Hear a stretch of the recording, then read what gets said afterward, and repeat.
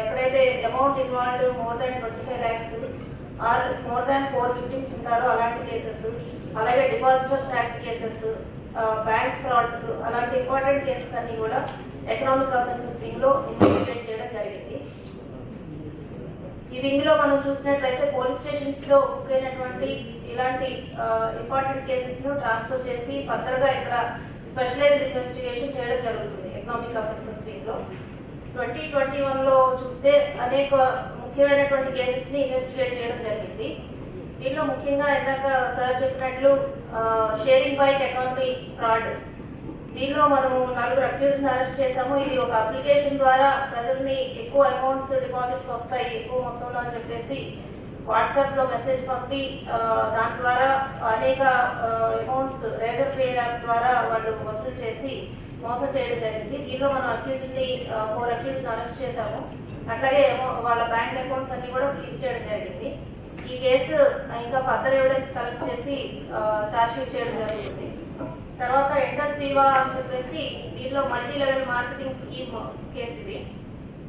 దీనిలో యాక్చువల్ గా 9 lakh కన్నా ఎక్కువ మంది విక్టిమ్స్ ని వీళ్ళు డైరెక్ట్ సెల్లింగ్ పద్ధతి ద్వారా కొన్ని గూడ్స్ తీసుకోవచ్చు, మీరు ఎన్రోల్మెంట్ అవ్వాలి అని చెప్పేసి ఒక 12,000 అమౌంట్ కలెక్ట్ చేసి ఈ goods health products beauty products వీళ్ళకి ఇచ్చి వీళ్ళకి మీ కింద ఎన్రోల్ చేస్తే రైట్ లెఫ్ట్ లో మీకు కమిషన్ వస్తుంది అని చెప్పేసి వీళ్ళని యూజ్ చేసి ఈ రకంగా మోసం చేయడం జరిగింది.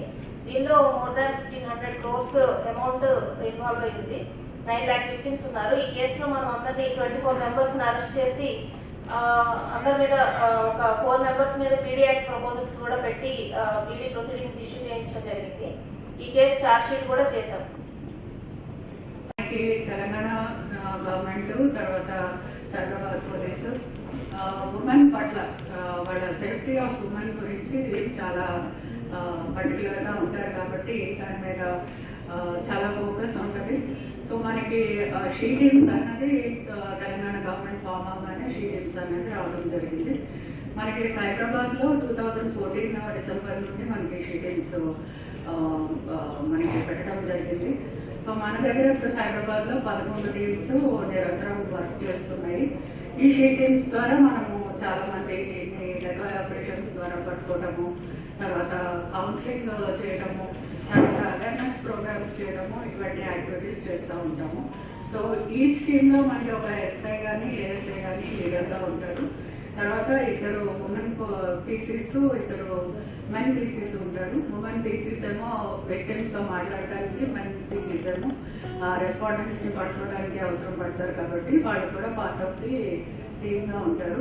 సో గత సంవత్సరంలో అంటే ఈ ఇయర్ లో మనము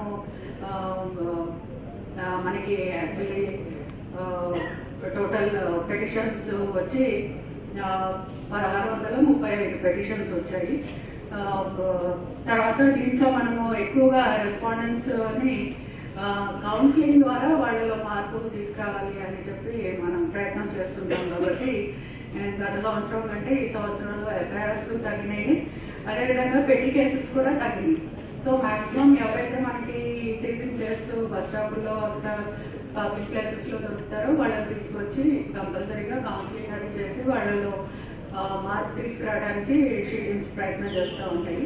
అదేవిధంగా చైల్డ్ మ్యారేజెస్ ని కూడా ఈ సంవత్సరంలో 22 చైల్డ్ మ్యారేజెస్ ని ఆపడం జరిగింది.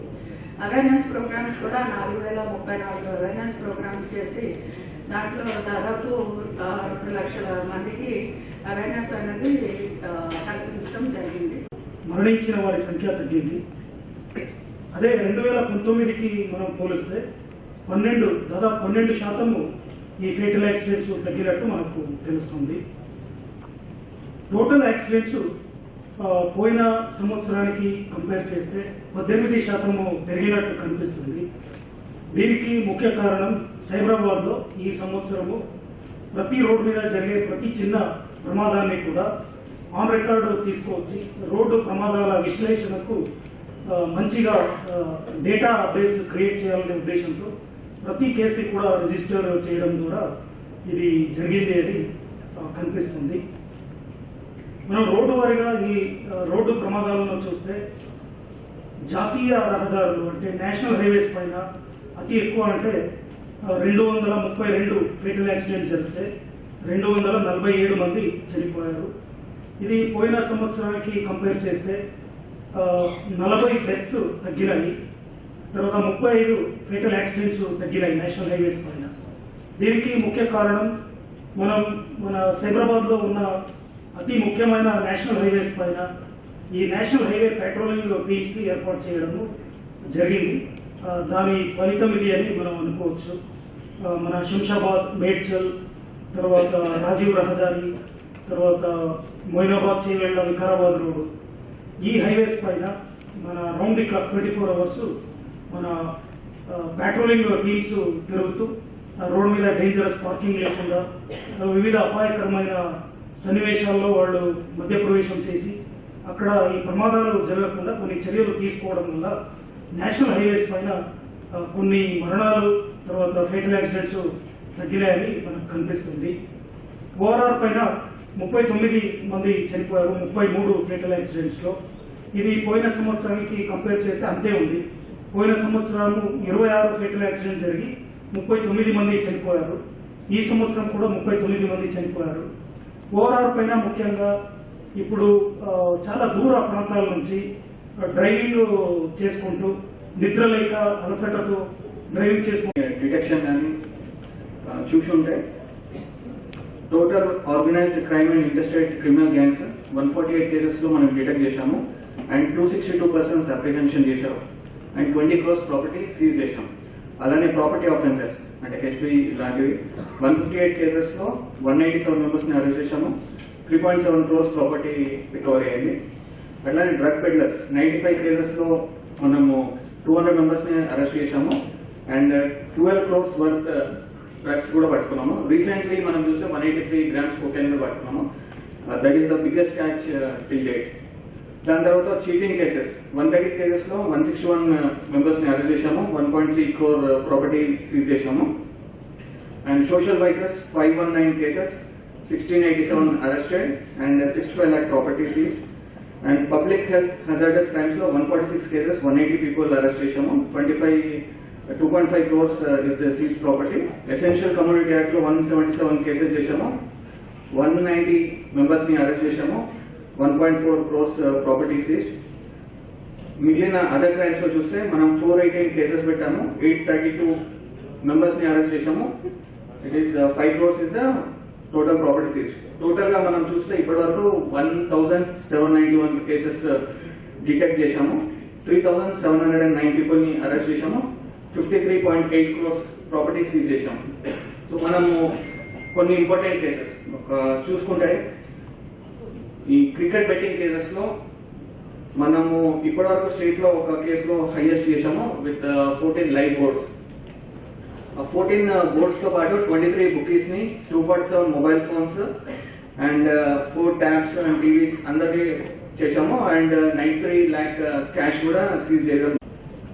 ప్రతి ఒక్క సైబర్ క్రైమ్ ని రిజిస్టర్ చేయాలి, అలాగే దానిని ఆన్ పేపర్ తీసుకురావాలి అనే ఉద్దేశంతో ministry of home affairs directives లో భాగంగా సైబరాబాద్ హెడ్ క్వార్టర్స్ గా centre for cyber fraud registration and management system లో ఒక టోల్ ఫ్రీ నంబర్ 155-260 155-260 అనే టోల్ ఫ్రీ నంబర్ రిజిస్ట్రేషన్ నుండి మొదలుకొని డిటెక్షన్ వరకు ఒక క్రమ పద్ధతిలో సైబర్ క్రైమ్స్ ఇవాల్యుయేషన్ తో పాటు డిటెక్షన్ ని ఫోకస్ చేసుకుంటూ ఈ వింగ్ డెవలప్మెంట్ అనేది ఈ సంవత్సరం చాలా బాగా జరిగిందని, దానిలో నేను ఎండింగ్ లో అయినా పర్వాలేదు భాగంగా ఉన్నానని సంతోషంగా ఉంది. దీనిలో భాగంగా రిజిస్ట్రేషన్ ఏదైతే మనం చూసుకుంటే గత సంవత్సరానికి ఈ సంవత్సరానికి దాదాపు 3 times అంటే nearly 210% increase in registration of cases చూసుకుంటున్నాము. డిటెక్షన్ కూడా లాస్ట్ ఇయర్ 13% ఉంటే ఈసారి 15.23% డిటెక్షన్ రేట్ ఇంక్రీజ్ అయింది. CFCF RMS toll free number activate అయినప్పటి నుంచి కూడా దాదాపు 580 పిటిషన్లలో 106 కోట్ల రూపాయలు వివిధ అక్యూజ్డ్ బ్యాంక్ అకౌంట్లలో ఫ్రీజ్ చేయడం జరిగింది. ఇది with in a short span of 1 year is a remarkable achievement. అట్లాగే ఎక్స్క్లూజివ్ గా cyber crimes all over the unit, ప్రతి లా అండ్ ఆర్డర్ పిఎస్ కావచ్చు, అట్లాగే మనకి ఎక్స్క్లూజివ్ గా ఉన్నటువంటి ACP headed cyber crime police station లో భాగంగా మొత్తం 164 కేసుల్లో 1.43 కోట్ల రూపాయలు ఫ్రీజ్ చేయడం జరిగింది. ముఖ్యంగా సైబర్ క్రైమ్స్ ని మనము గమనించుకుంటే బ్రాడ్ గా క్లాసిఫై చేసుకుంటే 30 మోడస్ ఆపరెండి, అంటే 30 వివిధ రకాల ద్వారా సైబర్ క్రైమ్స్ అఫెండర్స్ విక్టిమ్స్ ని టార్గెట్ చేయడం జరుగుతుంది. దీంట్లో మేము చేసిన అనాలిసిస్ ప్రకారం టాప్ 5 ఒకటి మాత్రమే చెప్తానండి. కస్టమర్ కేర్ ఫ్రాడ్ దాదాపు జనవరిలో జూలైలో జరిగేది smile, operation smile and Muskan. ఇవి కాకుండా సార్ మేము ఎంటైర్ ఇయర్ అంతా మేము దీంట్లో వర్క్ చేస్తున్నాం సార్. దీంట్లో వచ్చేసి జనవరి జూలైలో కాకుండా మేము రెస్క్యూ చేసిన పిల్లలు, అంటే రెస్క్యూ అంటే 18 లోపు పిల్లలందరూ ఇక్కడ అనాథ పిల్లలు కానీ, రోడ్ల మీద తిరిగే పిల్లలు, బెగ్గింగ్ చేసేవాళ్ళు, చైల్డ్ లేబర్స్, వీళ్ళందరినీ వీళ్ళు ఏ పరిస్థితిలో వీళ్ళు ఈ విధంగా పనిచేస్తున్నారు, అడుగుంటున్నారు అని మేము వాళ్ళని వివరంగా వాళ్ళని అడిగి తెలుసుకొని వాళ్ళు ఎక్కడి నుంచి వస్తున్నారు ఏంటి అన్నది, ఇతర రాష్ట్రాల నుంచి చైల్డ్ లేబర్గా పనిచేస్తున్న వాళ్ళు ఇతర రాష్ట్రాల నుంచి వచ్చిన వాళ్ళు సార్, జార్ఖండ్, ఛత్తీస్గఢ్, మహారాష్ట్ర నుంచి వచ్చిన వాళ్ళు ఇక్కడ చైల్డ్ లేబర్గా వర్క్ చేస్తుంటారు. వాళ్ళందరినీ తీసుకెళ్లి హోమ్లో పెడతాం సార్, గవర్నమెంట్ హోమ్లో, సైదాబాద్ హోమ్లో. లేడీస్ అయితే కాచిగూడ, నింపోలిగడ్డలో పెడతాం సార్. ఈ చైల్డ్ లేబర్స్ వచ్చేసి వాళ్ళ పైన ఓనర్స్ ఎవరైతే పని చేయించుకుంటారో వాళ్ళ మీద ఎఫ్ఐఆర్ చేస్తాం సార్. ఈ ఇయర్లో మేము ఓన్లీ జనవరి జూలైలో కాకుండా ఈ 10 నెలలు మేము చేసిన వర్క్, అంటే రెస్క్యూ చేసిన పిల్లలు 50 మెంబర్స్ వరకు ఉంటారు సార్. ఆ పిల్లల్లో 5 ఎఫ్ఐఆర్ చేసాం సార్. కూకట్పల్లి పిఎస్లో, కేపీహెచ్బి పిఎస్లో, బాచ్పల్లి పిఎస్లో సార్. కొంతమంది నా హృదయపూర్వక కృతజ్ఞతలు. మీ అందరికీ తెలుసు, ఈ ఏడాది కోవిడ్ మహమ్మారి ప్రపంచమంతా పెద్ద ఛాలెంజ్ విసిరింది. ఈ మహమ్మారి ఎదుర్కొన్నటకు తమంతా రక్షించుకుంటూ ప్రజలను రక్షించి మరి ఫ్రంట్ లైన్ వారియర్స్ గా వాళ్ళ ప్రాణాలు పణంలో పెట్టి డాక్టర్స్, నర్సెస్, మీడియా అందరూ కూడా ప్రజలకు ఎంతో సేవలు అందించడం జరిగింది. మరి ఈ సంవత్సరం గత ఏడాది మనకి ఏమేమి జరిగినాయి ఆ విశ్లేషణ కూడా మీకు ఈ బుక్ రూపకంలో మీ అందరికీ ఈరోజు ఇవ్వడం జరుగుతున్నది. ముఖ్యంగా సైబరాబాద్ పోలీస్ కమిషనర్ ఏర్పడిన తర్వాత శాంతి భద్రతలు అదుపులోకి తేవడంలో పాటు ఐటీ రంగంలో అభివృద్ధిలో తెలంగాణ స్టేట్ దూసుకుపోతా ఉన్నది. మరి ఎక్కడైతే శాంతి భద్రతలు బాగుంటాయో అక్కడే పెట్టుబడులు మరి పెట్టేందుకు ఎవరైనా ముందుకు వస్తారు. మరి పెట్టుబడులు వస్తే అభివృద్ధితో పాటు యువతకు ఉద్యోగాలు కూడా మనకి వస్తాయి. తెలంగాణ ప్రభుత్వం మరియు ముఖ్యమంత్రి గారు శాంతి భద్రతలకు అత్యంత ప్రాధాన్యం ఇస్తా ఉన్నారు.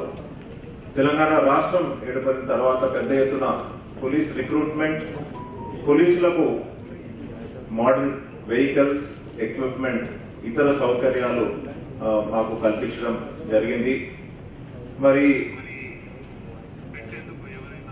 తెలంగాణ రాష్ట్రంలో ఫ్రెండ్లీ పోలీసు నడుస్తా ఉన్నది. తెలంగాణ రాష్ట్ర డీజీపీ శ్రీ మహేందర్ రెడ్డి గారు చెప్పినట్టు రాష్ట్రంలో యూనిఫామ్ పోలీస్ సర్వీస్ డెలివరీ ఉంది. మరి ప్రతి పోలీస్ స్టేషన్ లో, ప్రతి డివిజన్ ఆఫీస్ లో, ప్రతి జోనల్ ఆఫీస్ అండ్ కమిషనరేట్ లోని ఒకే విధంగా మనకి పోలీస్ సేవలు అంటే పోలీసింగ్ అందించాలని నిశ్చయించి ఈరోజు మనకి ఈ ఎన్నో రిఫార్మ్స్ కూడా మనకి చేయడం జరుగుతూ ఉన్నది. సో క్లుప్తంగా మీకు నేను ఈ సంవత్సరం అంటే ఇయర్ 2021లో మనకి సైబరాబాద్ లోని క్రైమ్ ఎట్లాగా ట్రెండ్స్ ఉన్నాయి అన్న విషయాలు కొన్ని క్లుప్తంగా మీకు ఓవర్వ్యూ ఇస్తాను. నా తర్వాత డీసీపీ ట్రాఫిక్, తర్వాత DCP EOW, DCP cyber crimes, DCP women safety wing, DCP SOT and తర్వాత DCP law and orders zones కూడా వీళ్ళు క్లుప్తంగా వాళ్ళ ఏరియాలో జరిగిన విశేషాలు కూడా మీకు వివరించడం జరుగుతూ ఉంటుంది. సో ప్రధానంగా మనము చూస్తే ప్రీవియస్ ఇయర్ అంటే మనకి 2020లో మనకి అబౌట్ 11,559 కేసెస్ వరకు క్యారీ ఓవర్ అయింది.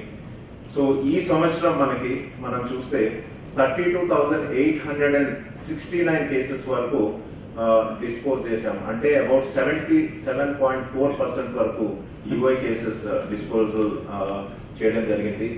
అంతేకాకుండా ప్రాపర్టీ డిటెక్షన్ ఏదైతే ఉన్నదో మనకి 44%, దాని ప్రాపర్టీ రికవరీ మనకి ఎంటైర్ కమిషనరేట్ లోని